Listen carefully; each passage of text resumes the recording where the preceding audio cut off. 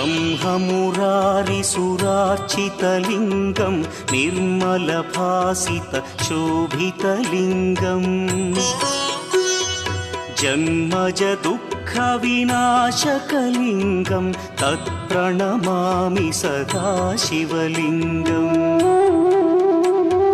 देवमुनिप्रवरार्चितलिङ्गं कामदहन करुणाकरलिङ्गम्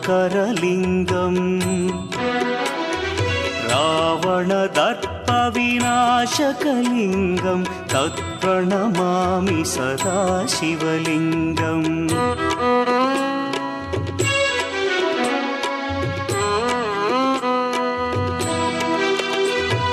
सर्वसुगन्धसुलेपितलिङ्गं बुद्धिविवर्धनकारणलिङ्गं सिद्धसुरासुरवन्द्यलिङ्गम्